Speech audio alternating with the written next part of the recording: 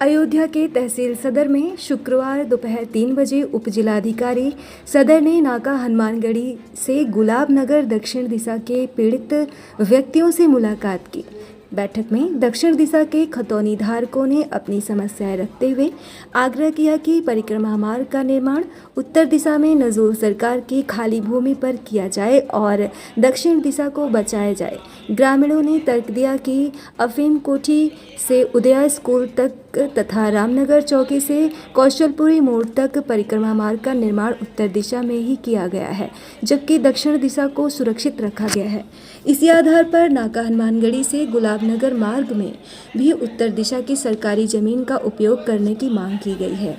बैठक में कल्याण सिंह वार्ड पार्षद सूर्य कुमार तिवारी, सूर्य कृष्णानंद पांडे, अशोक मित्तल, राकेश पांडे, महेंद्र सिंह, ओम प्रकाश पांडे और चंद्र कुमार त्रिपाठी सहित कई लोग मौजूद रहे। उप जिलाधिकारी ने सभी की बातें सुनी और आश्वस्त किया कि अगली पब्लिक मीटिंग में इस विषय पर निर्णय लिया जाएगा। लगाई और यहाँ पे डीएम एसएसपी सबके पास हम लोग आके एप्लीकेशन दिए।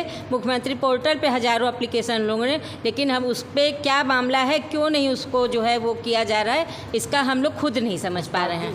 पार्किंग पे मेरा अंदाज़ा जो है 50 से 60 गाड़ियाँ तो पर डे होती है और पर मंथ किसी से 3,000 लिया जाता है, किसी से 4,000 रुपये लिया जाता है और उनका जो है अच्छी तरह से व्यवसाय फलीभूत है। और हमें यही नहीं समझ में आ रहा है कि इतनी मुख्यमंत्री जी हमारे कहते हैं कि हमारे तक सूचना दीजिए, लेकिन हम लोग क्या सूचना दें। वहाँ पे हम लोग मुख्यमंत्री के उसमें आवास पे भी गए थे, जनता दर्शन में हम लोग गए थे, लेकिन उनसे मुलाकात नहीं हुई। हम लोगों ने लिखित में कितनी बार उनको जो है कंप्लेन की है, लेकिन मुझे खुद नहीं समझ में आ रहा। मैं लेडीज़ होके भी कितना कचहरी में डीएम साहब के ऑफिस में आई हूँ और खुद दी हूँ, लेकिन क्यों नहीं सुनवाई हो रही है, ये हम लोग खुद नहीं समझ पा रहे हैं। तिराहे तक 14 कोसी परिक्रमा मार्ग का विस्तारीकरण कर आज इस संदर्भ में एसडीएम साहब ने हम लोगों को मीटिंग के लिए बुलाया था जन सुनवाई करने के लिए, वो लेकिन किन्हीं कारणों से वो मीटिंग को उन्होंने कैंसिल कर दिया। 2 घंटे बैठाने के बाद, वार्ता करने के बाद, और उनका पुनः डेट देंगे।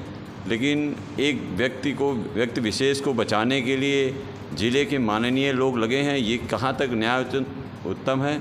और मुझे माननीय मुख्यमंत्री जी से है कि अगर उन्हीं की पार्टी की, उन्हीं के सरकार के लोग उनको एक व्यक्ति दबंग अवैध अतिक्रमणकारी को बचाने पर लगेंगे तो सरकार की छवि भी धूमिल हो रही है।